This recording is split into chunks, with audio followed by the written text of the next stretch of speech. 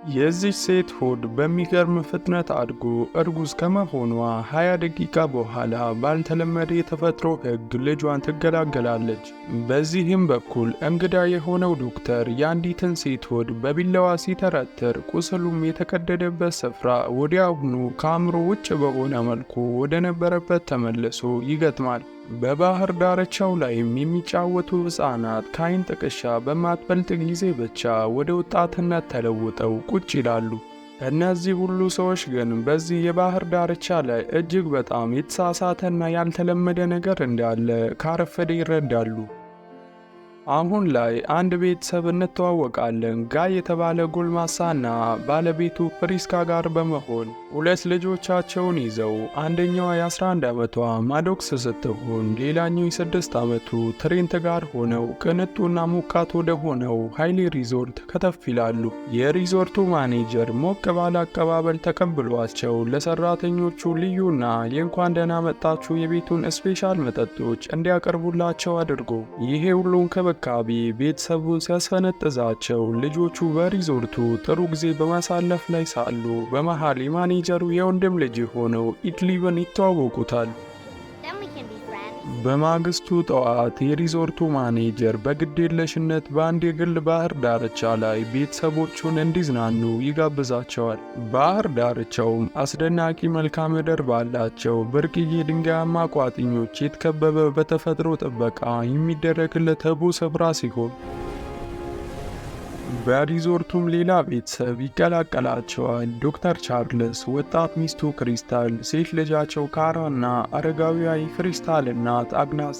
ማኔጀሩም ሁሉንም ቤተሰቦች ለመላክ አንድ የግል መኪና ያዘጋጀ ሲሆን ጉዞውም ተጀምሮ በቦታው ለመድረስ ጥቂት መንገድ ሲቀራቸው ሾፌሩ ከባህር ዳርቻው ውጭ ላይ መኪናውን በመገተር ከዚህ ስፍራ ላለማለፍ ይመስል የተለያዩ ሰበቦችን በመደርደር ወደ ኋላ ያፈገፈጋል።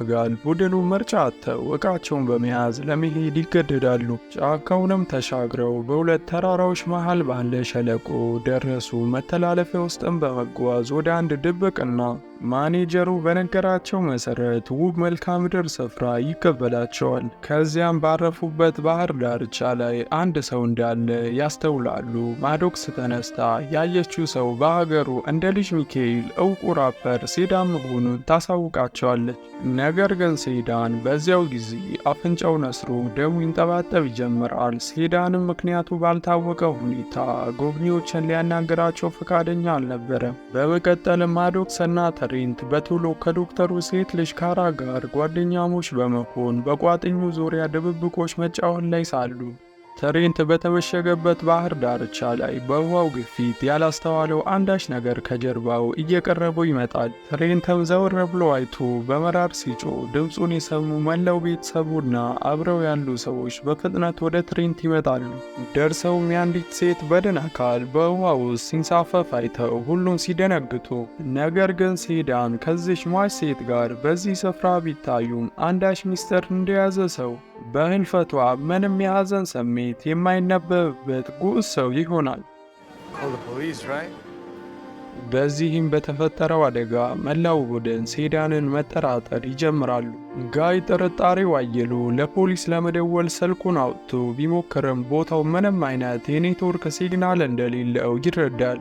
በተመሳሳይ ጊዜም ሌሎች ባልና ሚስት ወደዚህ ባህር ዳርቻ ሲመጡ አባወራው ጂረን ነርስ ሲሆን ባለቤቱ ፓትሪሻ የስነ ልቦና ባለሙያ ሳይኮሎጂስት ስትሆን በደረሱን ሰዓት በባህር ዳርቻው አንድ ሰው መሞቱን ሰምተው በመደናገጥ ወዲያውኑ በመመለስ ጂራን ለመውጣት ቢሞክርም ነገር ግን መተላለፊያው ሸለቆ ጋር ሲገባ አንዳች የማዞር ስሜት ጭንቅላቱን ያናውዘውና ዳግመኛ ከእንቅልፉ ሲነቃ የሆነውን ነገር ሁሉ ዘንግቶ በባህር ዳርቻው ላይ ይቆያል። ከዚህ ጊዜ ጀምሮ በዚህ ባህር ጉያ ባለ ምስጢራዊ ስፍራ እንግዳ የሆኑ ክስተቶች ይፈጠሩ ይጀምራሉ።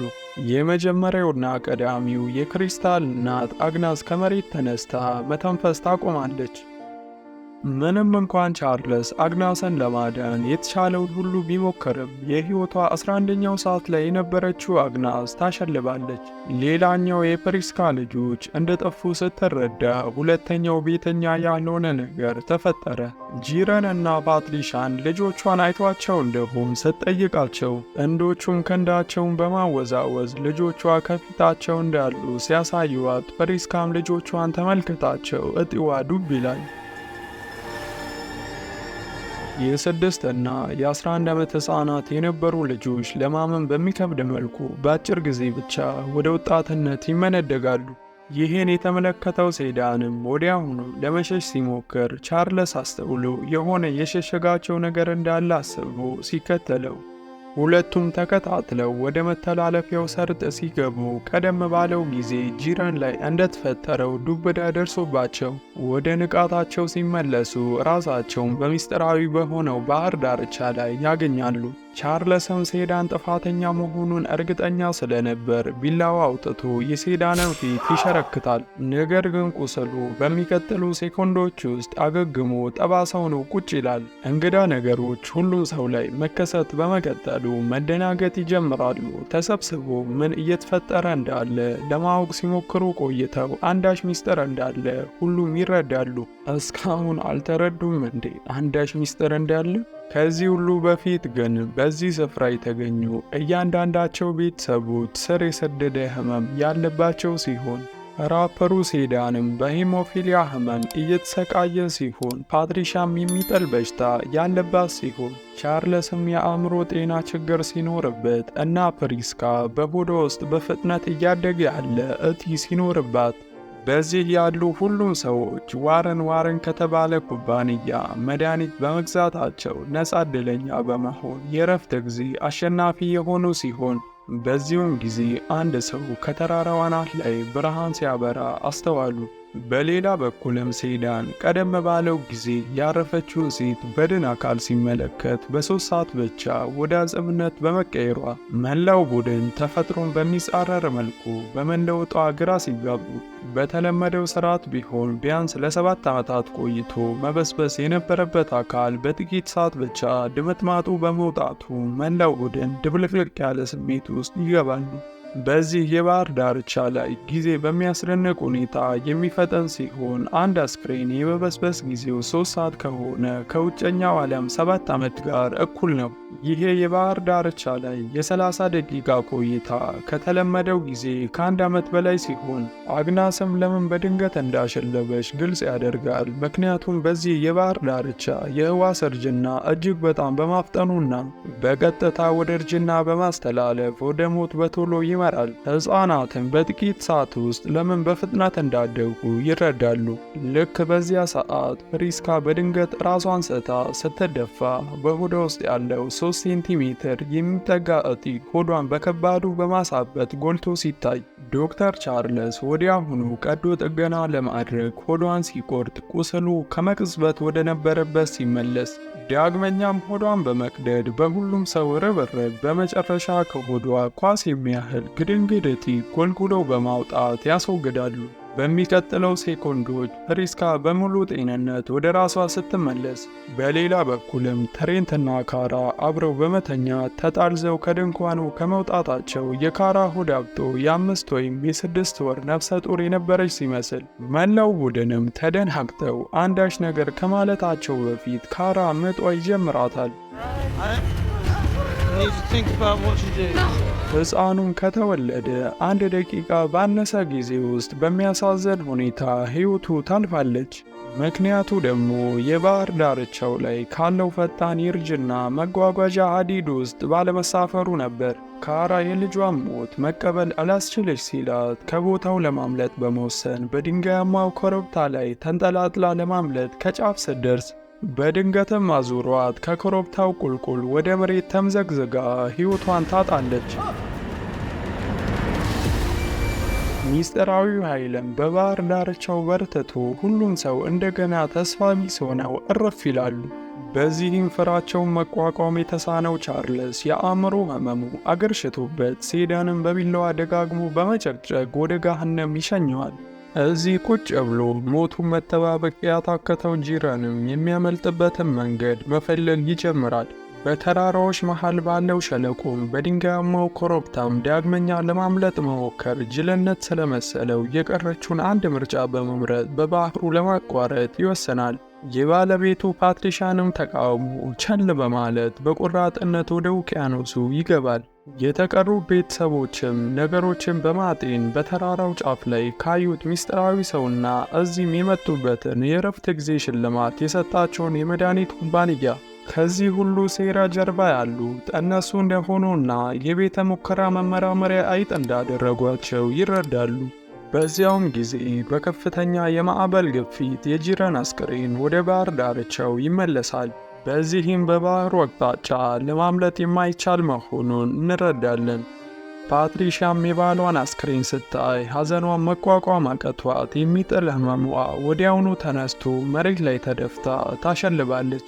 ምሽት ላይም ቻርልስ ሙሉ በሙሉ አቅሉን ስቶ በቢላዋ ሰዎችን መተናኮል ሲጀምር ፍሪስካም በፍጥነት መልስ ምት በመስጠት የቻርልስን ክንድ በዛገ ሴንቲ ትቆርጣለች። የዝገቱም ኢንፌክሽን በመላ አካሉ ተሰራጭቶ ከመሞቱ ቀደም ብሎ መንቀጥቀጥ ጀምሮ ዘግናኝ ህልፈት ያርፋል።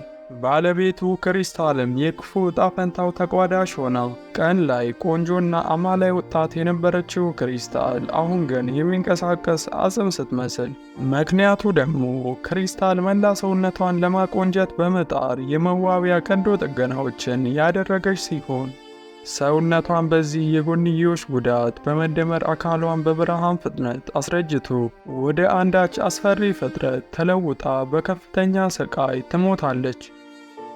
አሁን ላይ በዚህ ባህር ዳርቻ በሕይወት የቀሩት በታሪካችን መክፈቻ ላይ የተዋወቅናቸው አራቱ የጋይ ቤተሰብ አባላት ሲሆኑ ሰውነታቸውን በፍጥነት እያረጀ ሲሄድ የጋይ የአይን ብርሃን እየደበዘዘ ሲመጣ የፕሪስካም የመስማት ችሎታ እያሽቆለቆለ ይሄዳል። ሁለቱም ጥንዶች የመጡበትን የሕይወት ረጅም ጎዳና በማሰብ በመሃላቸው የተፈጠሩ አለመግባባቶችን ይቅር ተባብለው በመጨረሻም ይችን ምድር ይሰናበታሉ። በማግስቱም ጠዋት ማዶክስና ትሬንት ዕድሜያቸው አጋማሽ ላይ ሲሆኑ ለመኖርም በዚች ዓለም ጥቂት ሰዓት ብቻ ሲቀራቸው ማዶክስ ከመሞታቸው በፊት የሚወዱትን የአሸዋ ላይ ቤተ መንግሥት አንድ ጊዜ እንዲገነቡ ሐሳብ አቅርባ ትናንት ልክ በልጅነታቸው እንዳደረጉ ሰርተው ሲጫወቱ ትሬንት ባለፈው ዕለት ወደዚህ ከመምጣታቸው በፊት የሪዞርቱ ማኔጀር የወንድም ልጅ የሆነው ኢትሊብ ማስታወሻ እንደሰጠው ብልጭ ይልለታል። ማስታወሻውን ሲመለከቱ ሚስጥራዊ ኮድ መያዙን ያስተውላሉ። እንደምንም ብለው ኮዱ ሲተረጉሙ ትሬንት በመደናገጥ ማስታወሻውን ሲያነብ አጎቴ ኮራሉን አይወደውም የሚል የኢትሊብም ሚስጥራዊ መልእክት ያገኛሉ። ኮራል ማለት የባህር ውስጥ እጽዋት ነው። ያው እንደኔ ማታውቁ ካላችሁ ትሬንትና ማዶክስም ይህ ማምለጫቸው መሆኑን አምነው ወደ ውቅያኖሱ ላይ በመግባት በኮራሉ በኩል መተላለፊያ ዋሻ አግኝተው ሙሉ ብርታታቸውን ተጠቅመው ወደፊት ሲዋኙ በድንገት የማዶክስ ልብስ በኮራሉ ላይ ይያዛል። ትሬንትም ሊያግዛት ወደ ኋላ ሲመለስ ይህ በእንዲህ እንዳለ በተራራው አፋፍ ላይ ሰው እየተከታተላቸው ሲሆን በመጨረሻም ፊቱ ሲታይ ወደዚህ ባህር ዳርቻ ያመጣቸው ሾፌሩ ነበር። ሾፌሩም በውቅያኖሱ ውስጥ የገቡትን ትሬንትና ማዶክስን ለደቂቃዎች አየር ባለመውሰዳቸው መሞታቸውን በማረጋገጥ ለሪዞርቱ ማኔጀር በመደወል ሙከራ 73 በተሳካ ሁኔታ መጠናቀቁን ያሳውቀዋል። እንደጠረጠሩትም ከዚህ ሪዞርት ጀርባ ያለው የዋረን ኩባንያ ሚስጥራዊ ላቦራቶሪ ውስጥ ከጥቂት ዓመት በፊት የባህር ዳርቻውን እንግዳ የሆነ ሚስጥር አውቀው በባህር ዳርቻውን ዙሪያ ያሉ ጨረሮች የሚያመርቱት ልዩ ማዕድናትን በመያዛቸው ቦታው በቅጽበት የህዋሳትን እርጅና ሲያስከትሉ በዙሪያውም ያለው ጨረር በአንድ መንገድ ብቻ ሲሰራ በእሱ ምክንያት ሲሆን ወደ ባህር ዳርቻው የገቡ ሰዎች በኋላ ላይ መውጣት አላመቺ የሆናቸው። ይህንንም አጋጣሚ ኩባንያው ተጠቅሞ ክፉ እቅድ ያወጣል። የተለያየ አይነት ህመም ያላቸውን ሰዎች ለመምረጥ በማሰብ በነፃ የመዝናኛ ዕጣ በማዘጋጀት የውሸት እንዳሸነፉ በማስመሰል ለህመምተኞች ዕጣዎችን በማውጣት ይጋብዟቸዋል። በሪዞርቱም የመጡ ሁሉም ቤተሰቦች የተሰጣቸው መጠጥ ከላብራቶሪ ተቀምሞ የወጣ መድኃኒት ያለበት ሲሆን የባህር ዳርቻውም የጊዜ ሰሌዳን በማፍጠኑ ለእርጅና ሲጋለጡ ይህንንም የተጠቀመው ሚስጥራዊ ኩባንያ ከዚህ ሙከራ በኋላ አዲስ የሚጥል በሽታ መድኃኒት በትክክል ማግኘታቸውን በደስታ ሲገልጹ፣ ኤፕሌፕሲ ህመም ያለባት ፓትሪሻም በባህር ዳርቻው ለ8 ሰዓታት አንዴም ሳትታመም ስትቆይ፣ ይህም ማለት በተለመደው ጊዜ አቆጣጠር ከ16 ዓመት ጋር እኩል ሲሆን፣ ስለዚህም 16 ዓመት የሚቆይ የመድኃኒት ፈውስ ሲያገኙ በቤተ ሙከራ ውስጥም ማንም ሰው ላጠፉት ንጹሕ ነፍስ ምንም አይነት አዘኔታ ሳይሰማቸው ይልቁንም ሁሉም ባገኙት የተሳካ ውጤታቸው ተደስተው ቀጣዩን እንግዳ ቡድን ማኔጀሩ በደስታ ሲቀበላቸው፣ አስተናጋጇም እንግዶቹን በልዩ የእንኳን ደህና መጣችሁ መጠጦች ስታቀርብላቸው አንድ ሰው በመሃል ደርሶ መጠጥ የያዘችው ሴት ጋር ተጋጭቶ መጠጡ መሬት ላይ ይደፋል። እነሱም አዶክስና ትሬንት ሲሆኑ በውሃ ውስጥ ትሬንት ሙሉ ኃይሉን በመጠቀም ኮራሉን በጥሶ ሁለቱም በመጨረሻ ነፃ በመውጣት አመልጠው ወዲያውኑ ለፖሊስ የዋረንን ኩባንያ አስፈሪ ሴራ ገሃድ ሲያወጡ እያየን ታሪካችን ያበቃል። እስከ ቀጣይ ቸር ያቆየን።